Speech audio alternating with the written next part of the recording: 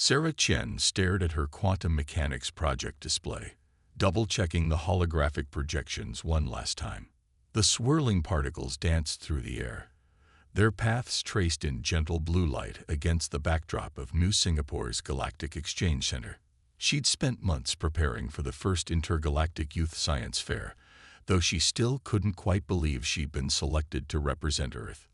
Temporal quantum state manipulation through observer-independent measurement, a practical approach, she muttered to herself, straightening the name placard. It wasn't particularly groundbreaking work, just an application of the quantum mechanics principles she'd learned in her advanced physics class. The fact that she'd managed to build a working prototype using parts from her school's engineering lab still amazed her. The sound of chittering and clicking drew her attention. A group of Arxlian scientists shuffled past her booth, their crystalline bodies refracting the morning light into rainbow patterns across the floor. One of them paused, multiple eye stalks swiveling to examine her display. The universal translator hanging around Sarah's neck crackled to life. "Fascinating presentation, young one. Though I believe there may be an error in your fundamental assumptions. The Heisenberg-Craxian principle clearly states that observer-independent measurement is theoretically impossible." Sarah blinked, tucking a strand of dark hair behind her ear. Actually that's not quite right. See, if you account for the quantum entanglement cascade effect." She reached for her tablet, pulling up the equations she'd used. They were fairly basic. She'd learned them last semester. The Arxlian's crystalline structure flickered with patterns Sarah had learned indicated surprise or confusion. More of its companions gathered around, their own translucent bodies shimming with similar patterns. Sarah found herself surrounded by some of the galaxy's most respected quantum physicists, all trying to understand the equations a 17-year-old human had scribbled down during study hall. "But this contradicts centuries of established theory," one of them chittered. "The mathematics alone should be impossible." "It's really not that complicated," Sarah said, growing more confused by their reaction. "It's just an application of Wheeler's delayed choice experiment combined with quantum erasure. We covered it in class last month. I thought it was pretty standard stuff." The gathering crowd had attracted attention. A tall, elegant figure glided toward them. Director Val Shera of the Galactic Science Council herself, her bioluminescent markings pulsing with interest. Sarah felt her throat go dry. The director wasn't supposed to review the youth projects for another 3 hours. "Young human," Val Shera's translator rendered her melodic speech into crisp English. "Would you please explain your methodology again? In detail." Sarah nodded, pulling up her full presentation. As she walked through the principles that had seemed so straightforward in class, she couldn't understand why the gathered aliens were reacting with such shock. The equations were right there in her textbook. Surely they had to know about them. "And you developed this independently?" Val Shera asked, her markings now pulsing rapidly. "Well, no," Sarah admitted. "It's all based on standard quantum mechanics. My physics teacher, Ms. Rodriguez, helped me understand the basic principles. I just applied them to create a practical measurement system. It's really just a high school science project." The words "high school science project" sent a ripple of movement through the gathered aliens. Val Shera's markings were now practically strobing. "Your species teaches this level of quantum manipulation to children." The director's translator couldn't quite capture the mix of disbelief and awe in her harmonic tones. "Well, yeah. I mean, not to everyone. You have to take advanced placement physics, but it's not like it's graduate-level stuff or anything." As Sarah continued her explanation, she didn't notice the urgent messages being sent from the gathered scientists to their respective institutions. She was too focused on trying to understand why concepts she'd learned alongside chemical equations and basic calculus were causing such a stir. It wasn't until much later that she learned her simple science project had just appended 3 centuries of galactic quantum theory. In the following days, as news of her project spread across the galaxy, Sarah would keep insisting that she hadn't really discovered anything new. She'd just done her homework. The Grand Hall of the Galactic Science Council had never been this crowded. Beings from across the galaxy packed the ancient chamber, their diverse forms creating a living tapestry of colors, textures, and bioluminescent patterns.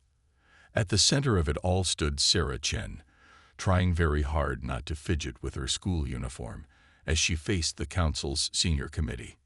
"Please, explain again how you arrived at this solution," Elder Ketz rumbled, his crystalline form casting fractals of light across the chamber floor. The universal translator struggled to convey the mix of desperation and excitement in his harmonics. Sarah glanced at her parents, who sat in the front row. Her mother gave an encouraging nod, while her father couldn't quite hide his proud smile. Taking a deep breath, she turned back to the projection of her equations floating in the chamber center. "Well, it's really just an application of Wheeler's delayed choice experiment," she began, for what felt like the 100th time. "See, if you consider the quantum state as a function of temporal observation rather than spatial position." She walked through the equations again, the same ones she'd learned in Ms. Rodriguez's physics class, the same ones that, apparently, had just rendered several centuries of galactic quantum theory obsolete. "Impossible," muttered Dr. Xalvik, her tentacles writhing in agitation. "The computational requirements alone would exceed the processing power of our most advanced quantum computers." Sarah blinked. Actually." She pulled out her tablet, the same one she used for her homework. "I ran the calculations on this. It's got pretty good processing power. My parents got it for my birthday last year." The chamber erupted in a cacophony of translated exclamations.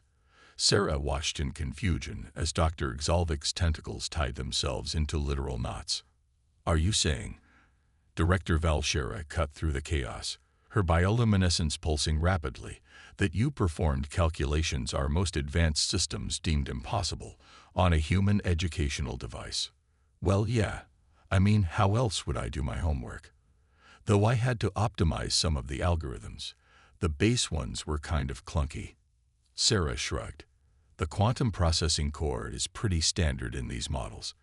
Don't your students use something similar?" The silence that followed was deafening. Sarah noticed several council members engaged in rapid, private communications, their various appendages and sensory organs twitching with what she'd learned to recognize as extreme agitation. From her seat in the audience, Dr. Elena Rodriguez, Sarah's physics teacher, couldn't suppress a small smile. She'd been trying to tell the galactic scientific community for years that they were approaching quantum mechanics from an unnecessarily complicated angle. Now her student had proven it with a science project. "Young human," Elder Ketz finally spoke, his crystalline form vibrating with barely contained excitement, "would you be willing to share these homework algorithms with us?" "Sure," Sarah said, already pulling up her study files. "They're nothing special, though. Just basic quantum calculation shortcuts. We use them all the time in class. Ms. Rodriguez actually helped me optimize them for the project." The mention of shortcuts caused another ripple of excitement through the chamber. A Meridian scientist, their cloud-like form swirling with patterns of disbelief, floated forward. "You mean to tell us there are more such simplifications?" "Well, yeah. This is just the stuff from first semester. We've got a whole other set of principles we use for advanced particle physics, though I'm not as good at those yet, still working on getting my grade up in that unit." Sarah didn't understand why her mention of particle physics caused 3 council members to simultaneously activate their emergency stabilization fields. She was just trying to be honest about her academic performance. In the audience, her father leaned over to her mother. "Should we tell her that she's basically rewriting galactic science?" he whispered. Her mother smiled, watching their daughter confidently walk the galaxy's greatest scientific minds through what she considered basic homework. "Let her figure it out on her own. You know how she gets when she thinks people are making a big deal out of nothing." At the center of the chamber, Sarah was already pulling up more equations, eager to share what she'd learned in class. Behind her, the holographic display showed what she considered simple high school physics, and what the gathered aliens saw as a revolution in quantum mechanics. "Oh," Sarah brightened, "and this is the really cool part. When you apply these principles to quantum entanglement, you can actually create a stable observation matrix without. She paused, noticing that several more council members had activated their stabilization fields. Should we take a break? Everyone's looking a little pale. Well, the ones who have pigmentation, anyway. The Galactic Science Academy's Central Library had been converted into what could only be described as a crash course in human physics education. Holographic displays showed pages from Sarah's textbooks, her homework assignments, and even her class notes. Teams of alien scientists huddled around each display, engaging in heated debates about concepts that human teenagers routinely learned between lunch and gym class. But where is the derivation of the quantum probability matrix? Demanded Professor Ixtel, their gelatinous form rippling with frustrated patterns. These equations simply work without 17 layers of theoretical framework. That's because they're shortcuts, Sarah explained, trying not to yawn. She'd been at this for hours, and she still had actual homework to finish for tomorrow. Ms. Rodriguez always says there's no point making things more complicated than they need to be. At the mention of Elena Rodriguez, several scientists turned to stare at the physics teacher, who was calmly grading papers in the corner. She'd been invited as an expert consultant, though she'd spent most of her time marking up junior year lab reports, while occasionally offering clarification on particularly thorny concepts. But how can you be certain these shortcuts are mathematically sound? Professor Ixtel persisted. We test them, Ms. Rodriguez said without looking up from her grading. Every student in my advanced placement class has to demonstrate practical applications before they can move on to the next unit. Sarah's project is actually a pretty good example of the minimum requirements for passing the quantum mechanics section. The words minimum requirements sent another wave of shock through the assembled scientists. A Vexarian researcher, her crystalline antenna vibrating with intensity, approached Sarah's desk. You mean to tell us that every student in your class must demonstrate mastery of quantum manipulation at this level? Well, yeah, Sarah said, doodling quantum probability curves in her notebook margin. It's worth like 30% of our final grade. Though Jenny managed to get extra credit last semester when she figured out how to apply it to her music project. Something about quantum harmonics. It was pretty cool. The mention of quantum harmonics caused several of the younger researchers to immediately pull up their data tablets, furiously taking notes. A Meridian scientist who had been quietly having an existential crisis in the corner perked up noticeably. Wait, the Vexarian researcher's antennae were now practically vibrating off her head. Are you saying there are applications in artistic fields as well? Sure, Sarah shrugged. The principles are pretty universal once you get the basics down.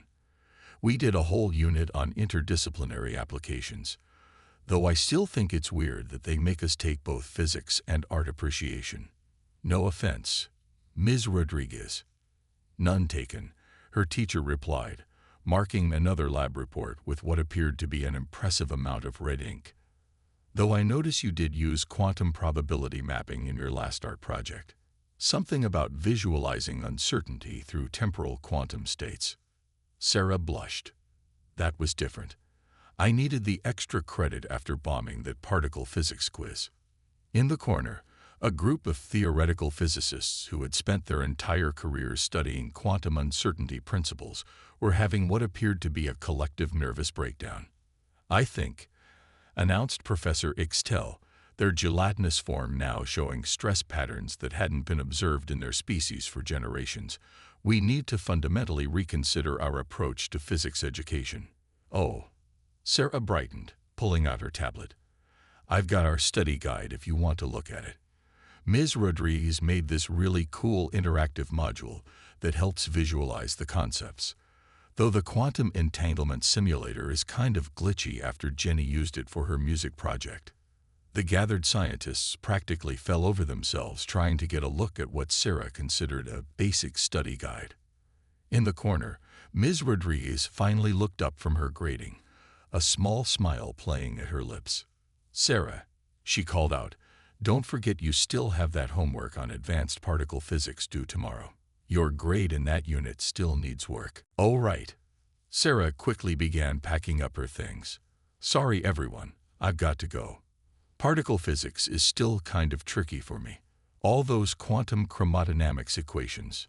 She didn't notice the look of pure terror that crossed the faces of several leading particle physicists in the room. They had just realized that if this was what humans considered basic quantum mechanics, their entire understanding of particle physics might be about to undergo a similar revolution. As Sarah left the library, tablet tucked under her arm, and completely oblivious to the scientific upheaval she'd caused, one of the senior researchers turned to Ms. Rodriguez. "Professor," they asked, their translator struggling to convey the mix of awe and fear in their voice, "what exactly do you teach in your advanced placement classes?" Ms. Rodriguez looked up from her grading one final time, her expression entirely too innocent.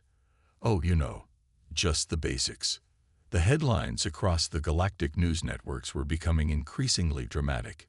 Human educational methods revolutionize quantum physics. Teenage Earth student reshapes scientific understanding. Are humans actually quantum savants? Sarah Chen found all of this slightly annoying, primarily because it was cutting into her study time.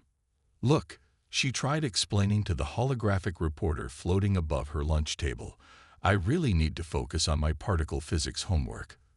The midterm is next week, and I'm still having trouble with some of the quantum chromodynamic principles." The reporter, a Zalaxian whose ethereal form shimmered with excitement, pressed on. "But surely you must realize the impact your work is having. The Arxlingen Science Institute just successfully tested their first quantum drive based on your homework algorithms. They're calling it a revolution in space travel." Sarah paused mid-bite of her sandwich. "Wait, really? That's kind of cool. Though Jenny figured out most of those algorithms during our group project last semester. I just helped with the optimization part." The mention of yet another human student caused the reporter's form to flicker dramatically. "There are more of you working on these principles." "Well, yeah. It's a required course." Sarah gestured around the school cafeteria, where dozens of students sat eating lunch, many with physics textbooks open beside their meals.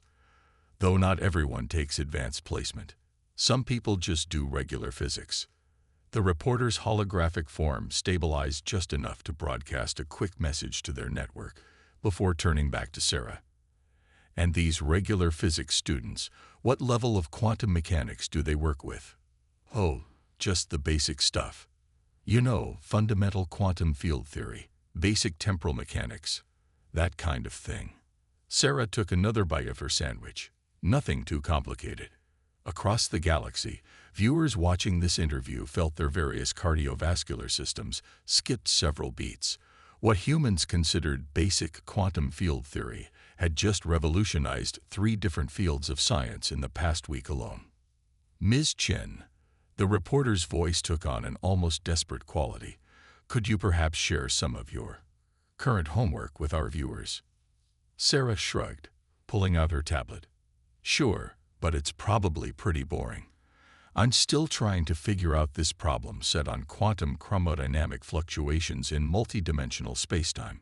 Ms. Rodriguez says my approach is too conventional, but I just can't seem to." She was interrupted by an urgent message flashing across the reporter's holographic form. Apparently, the Galactic Physics Institute had just declared an emergency session based solely on her casual mention of multi-dimensional spacetime homework. "Hey, Sarah." Jenny walked up to their table, her own tablet in hand. "Did you figure out that weird thing with the quantum harmonics in Problem 6? I tried applying the musical resonance patterns we used in my art project, but the dimensional calculations keep coming out weird." The reporter's holographic form was now cycling through colors that probably weren't supposed to be visible in normal spacetime. "Actually," Sarah brightened, "I was thinking about that. What if we approached it like that thing you did with the quantum entanglement simulator? Before it started playing that weird 5-dimensional music, and Ms. Rodriguez had to shut it down." Jenny's eyes lit up. "Oh, like using harmonic resonance to stabilize the quantum field fluctuations across multiple dimensions." that could work. The reporter watched in stunned silence as the two teenagers casually discussed concepts that most advanced alien civilizations hadn't even theorized were possible. Their conversation was periodically interrupted by bites of sandwich and complaints about their upcoming history test. Across the cafeteria, Ms. Rodriguez observed the scene with quiet amusement. She'd just received another urgent message from the Galactic Science Council, this one practically begging her to share her teaching curriculum. She'd send it to them eventually, once she finished grading the latest batch of quantum mechanics pop quizzes. "Oh, by the way," Jenny said, pulling up another file on her tablet, "I was messing around with those quantum calculation shortcuts you developed for your science fair project. I think I accidentally figured out how to fold spacetime. It happened while I was practicing for band. Something about the quantum resonance of my clarinet interfering with the dimensional barriers." The reporter's holographic form finally gave up and crashed, their last transmitted words being something about humans and impossible, and "Someone please contact the Physics Institute immediately." Sarah just nodded, more focused on her sandwich than on the fact that her friend had casually discovered principles of space-time manipulation that the galaxy's best scientists had been pursuing for centuries. "Cool. But did you finish the history homework? I'm still stuck on that essay about the First Galactic War." In orbit above Earth, the Galactic Science Council's observation fleet had just doubled in size. The various alien scientists were beginning to realize that every human educational institution might be casually teaching principles that could revolutionize their understanding of the universe. And somewhere in the quantum realm, reality itself seemed to be chuckling at the situation. Or maybe that was just another side effect of Jenny's quantum harmonics experiment. It was getting hard to tell the difference. 6 months after what galactic historians would later call the high school physics incident, the face of science across known space had changed dramatically. The Galactic Science Council had established a permanent observation post at every human educational institution, though most of the scientists stationed there spent their time in various states of existential crisis. Sarah Chen stood at a podium in the Grand Hall of Knowledge on Centauri Prime, trying not to fidget with her graduation cap. Behind her, a massive hologram displayed her final physics project, a simple application of quantum mechanics that had somehow solved 3 of the galaxy's greatest scientific mysteries. She still wasn't entirely sure how that had happened. And in conclusion, she finished, "That's basically how we solved the quantum chromodynamics problems from our midterm." Jenny helped with the harmonic resonance calculations, and Ms. Rodriguez suggested we try approaching it from a multidimensional perspective. Though I still only got a B+ because my dimensional mapping was, quote, "a bit too conventional." The audience, composed of the galaxy's most brilliant scientific minds, sat in stunned silence. Several of them had needed to activate their stabilization fields just to make it through her presentation. Director Valshera floated forward, her bioluminescent patterns creating complex designs that the xenolinguists were still trying to translate. "Ms. Chen, do you realize that you and your classmates have just revolutionized our understanding of quantum physics, dimensional mechanics, and the fundamental nature of reality itself?" Sarah shrugged. "I guess. Though honestly, I'm more excited about getting into MIT. Their quantum physics program looks really interesting, even if Mom thinks I should have applied to more safety schools." The mention of more advanced human education caused several alien scientists to quickly excuse themselves from the hall. They had only just begun to cope with human high school physics. The idea of university-level courses was too much to handle. In the audience, Jenny was barely paying attention, too focused on her tablet, where she appeared to be composing music using quantum fluctuations as notes. 3 Arxlian physicists were watching over her shoulder, their crystalline forms vibrating with a mixture of awe and terror, as she casually rewrote the laws of both physics and music simultaneously. "Oh," Sarah added, almost as an afterthought. "And we also figured out that weird thing with the quantum entanglement simulator from last semester. Turns out if you adjust the harmonic frequency just right, you can actually create stable quantum tunnels through spacetime." Though Ms. Rodriguez says we probably shouldn't do that anymore after what happened to the school cafeteria. A Meridian scientist in the front row promptly fainted, their cloud-like form condensing into a small, stunned puddle. From her seat in the audience, Ms. Rodriguez smiled proudly. She'd just accepted a position as special advisor to the Galactic Science Council, though she'd insisted on keeping her teaching job. After all, someone had to grade those quantum mechanics homework assignments. In light of these developments, Director Val Shera announced, her markings now pulsing in patterns that suggested both excitement and mild terror, the Council has voted to create a new classification for humanity in the galactic community. You are hereby recognized as a Class X civilization. What does that mean?